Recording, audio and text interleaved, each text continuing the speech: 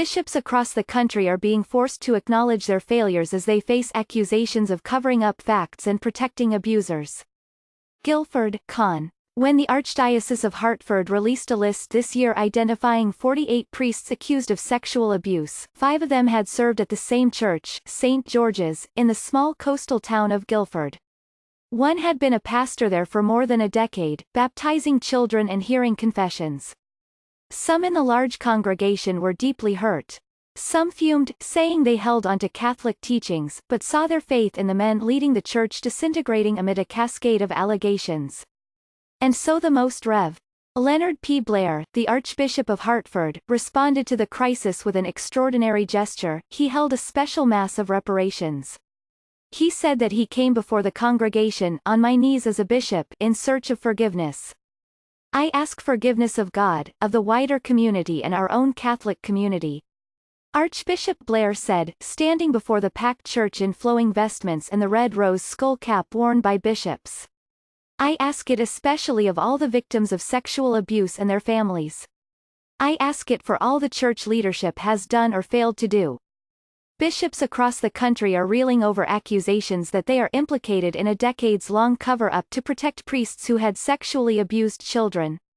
They are on a campaign of apologizing, often in personal terms, as the Catholic Church wrestles with the fallout of a scandal that has drawn the scrutiny of law enforcement officials and stirred a crisis of confidence among followers.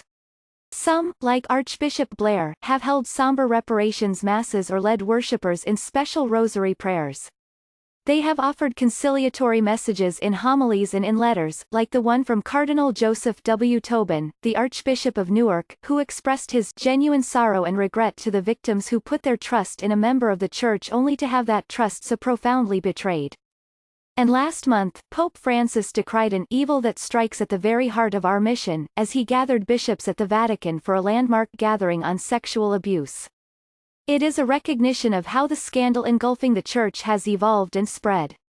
It's not a clergy abuse scandal anymore, said David Gibson, the director for the Center on Religion and Culture at Fordham University. It's a bishop accountability scandal now. The scandal mushroomed after the Pennsylvania Attorney General released a lacerating grand jury report last summer, detailing not just 7 decades of allegations, but also the efforts of church leaders to discourage victims from reporting abuse and steer the authorities away from investigating it. It was followed by more state and federal law enforcement officials announcing their own investigations into the church's handling of the problem. There have been protests, and some have questioned their relationship with the church and decided to leave. Still, some argue that the fallout of the scandal is not necessarily measurable in emptier pews or fewer envelopes left on the collection plate, but instead in the difficult-to-quantify yet palpable angst of the Catholics who have kept coming to Mass. Some have stayed in the church with the hope of driving change from inside. Others have found that, even with their frustration with church leaders, pulling away from Catholicism was difficult, as their parish is their sanctuary and Mass an essential part of their routine. Some said they were weighing the scandal against the ways in which they see the Church, through its charitable and social justice efforts, as a positive force. It's a way of life, a way of being, a way of looking at the world. Mr. Gibson said. It's very difficult to give that up. Here in Guilford, a community of around 20,000 people just 2 hours from New York City, 4 of the 5 clergy members accused who served at St. George's are dead. One was removed from ministry in 2010 and defrocked last year. Last year, Archbishop Blair said he would release the names of priests accused of abuse going back to 1953, when the archdiocese was formed. Most of the alleged abuse took place in the 1970s and 1980s, well before Archbishop Blair's arrival in 2013. The Archbishop during that period, the Most Rev. John F. Whalen, died in 1991. Archbishop Blair spent his early career as a parish priest in the Detroit Archdiocese and was bishop in Toledo, Ohio, before going to Hartford. Carol Sir-Philippi, a longtime congregant at St. George's, saw a name she recognized on the list of abusers. He had 2 faces, she said, noting the reputation he had built with his charity work and his peace and justice ministry. In the meantime, he was Satan himself.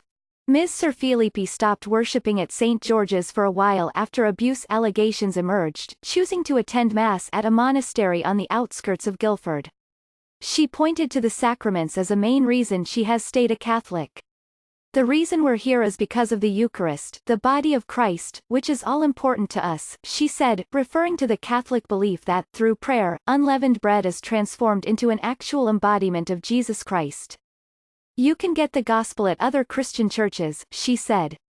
You can't get the Eucharist, not the true presence of Christ. Still, the confidence in bishops and other church leaders has been severely undermined.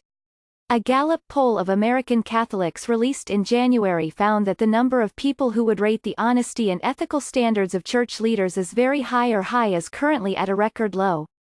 There have been various efforts, some subtle, others less so, showing how the Church is pushing to restore its relationship with its followers, in addition to publishing the names of priests who had been credibly accused of abuse as a step toward transparency and accountability. At a regular Sunday Mass at the National Shrine of the Immaculate Conception in Washington, a priest led worshippers in reciting a prayer for victims of abuse. Hear our cries as we agonize over the harm done to our brothers and sisters. Catholic TV, a network dedicated to church-related programming, broadcast a 12-hour service described as just a tiny offering of prayer and penance, part of a months-long effort called Together We Rebuild. It is unclear if the message is resonating, and some have expressed doubt about whether it will evolve into substantial change. For instance, many victims' groups and advocates were underwhelmed by the Vatican meeting in which church leaders pointedly condemned the plague of sexual abuse but did not outline immediate and concrete steps to remedy the problem.